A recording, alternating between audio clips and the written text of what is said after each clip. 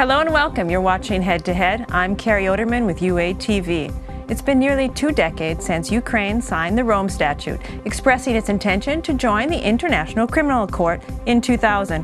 However, Ukraine has not ratified it yet. The Rome Statute establishes 4 major international crimes: genocide, crimes against humanity, and war crimes, and crimes of aggression.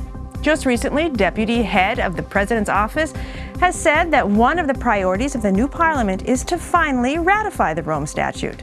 To talk more about the importance of this document for Ukraine, we welcome to the studio today Dr. Mykola Gnatovskyy, First Vice President of the Ukrainian Association of International Law. Hello, and thank you for being with us. Thanks for having me. 2000, we've been waiting 19 years for this to be ratified. Ukraine isn't in poor company, though, with countries that aren't proactively part of this. The United States signed and pulled out. India and China never ratified, never signed. Why now? Why is this important now? Well, when Ukraine signed the Rome Statute in January 2000, it looked like an abstract document which would never apply directly for Ukraine, because the idea was that it would be impossible to imagine that crimes for which this court has been created, the crimes which fall under its subject matter jurisdiction, the crimes you've enumerated, may ever take place in the territory of Ukraine. So it was a rather theoretical question. However, there was an intention to ratify the Rome Statute almost straight away, but in 2001, the Constitutional Court of Ukraine issued an opinion saying that the Rome Statute wasn't constitutional, in the sense that there was no provision in the Ukrainian constitution that would allow an international court to interfere in criminal cases after Ukrainian courts have failed to do anything about those cases. So essentially the Constitutional Court put an obstacle to the ratification of the Rome Statute, and no one seriously considered to sort of ways to overcome this until the beginning of the armed conflict, until the Euromaidan events in late 2013, beginning of 2014, and the armed conflict in 2014. And then it was clear that Ukraine needs to have an international court, an international jurisdiction that would be able to look into investigations of crimes committed in the context of those events. Now, political commentators have said that it's not rare for a nascent nation like Ukraine was in 2000 to be skeptical of international agreements, fearing that someone from the outside would be looking at their hands and seeing what they were doing with their domestic policy. Now, Ukraine also has experienced 2 revolutions since this time. What does this mean for how the public's reflection on a document like this has changed since 2000 and politicians? Indeed, in 2000-2001, there was a certain suspicion towards the International Criminal Court, in the sense that, exactly as you said, it might be looking into certain events in Ukraine. But in fact, it was even ridiculous to consider this seriously, because whatever was happening in Ukraine, whatever even crimes, even sometimes serious crimes, were committed in the context of the Ukrainian politics. For example, the abduction and killing of Georgy Gongadze and things like this, they would nevertheless never fall under the jurisdiction of the International Criminal Court, because it deals with massacres, it deals with atrocities, it doesn't deal with individual sort of murders and crimes and so on. But there was this sort of idea, and it might have been partially behind the opinion of the Constitutional Court, even though this is a very loose speculation, so I can't be sure of this.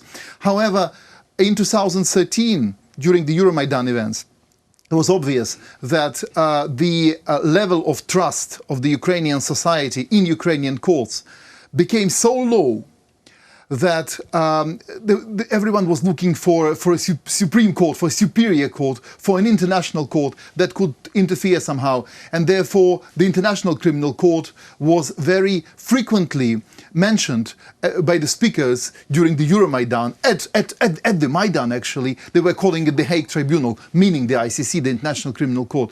And there was this sort of understanding that Ukraine should finally ratify the Rome Statute. And then there was this obstacle put by the Constitutional Court. But nevertheless, the public wanted it, the parliament wanted it, but you had to change the constitution. So what the parliament did in 2014 and in 2015, it issued two resolutions essentially calling for the Ukrainian authorities to accept the jurisdiction of the International Criminal Court on the ad hoc basis. There is this provision in the Rome Statute, Article 12, Paragraph 3, which allows a non-party to the Rome Statute to accept the jurisdiction. So that was done. And then the Ukrainian Foreign Ministry submitted the relevant declarations to the International Criminal Court, to The Hague. And the second declaration, which was submitted exactly 4 years ago in 2015, it said that Ukraine accepts the jurisdiction of the ICC for any crimes committed in the context of the armed conflict without the end date. So starting in February 2014, but then when it comes to the first declaration, the Maidan events, even November 2013, and no end date. And Ukraine also undertook to cooperate fully with the International Criminal Court. And on top of this, Ukraine signed an association agreement with the European Union. And in the association agreement, we have a provision saying that Ukraine will cooperate or shall cooperate with the ICC and ultimately ratify the Rome Statute. So when the amendments to the constitution of Ukraine were introduced in 2016, changing the system of the judiciary, there was this new provision in the Ukrainian constitution, Article 124, Paragraph 6, saying that Ukraine may accede to the Rome Statute, may ratify the Rome Statute, which was the solution to the problem created by the Constitutional Court back in 2001. But this provision was not applicable immediately. There was a delay of 3 years. So finally this delay is over in 2019, end of June 2019. And since July 2019, Ukrainian parliament can actually ratify. So now it's for the new parliament to do so. And has there been any indication that they will be doing that? Well, we all have heard the very clear statement of the deputy head of the presidential office, Mr. Reboshapka. And I think it's quite clear that in the situation when the presidential party has the majority in the parliament, there's no obstacle, and the president is willing to sign the bill as well. And in fact, it's interesting, Ukraine has accepted the jurisdiction, and in fact, it does cooperate with the ICC. So essentially what will change after the ratification is that Ukraine will acquire certain rights which only belong to states parties to the Rome Statute. So the obligations will essentially be the same. Okay, there will be a few additional obligations. For example, to cooperate with the ICC in other matters, not in the Ukrainian case, but for example, if there's a foreign leader, let's say, who is wanted by the ICC, if he comes to Ukraine, Ukraine should surrender this leader to The Hague. And of course, there's an obligation to pay the fees that exist, which are, well, rather high fees, but still not something impossible for a state like Ukraine. It's not prohibitive then? It's not prohibitive, no, not at all. No.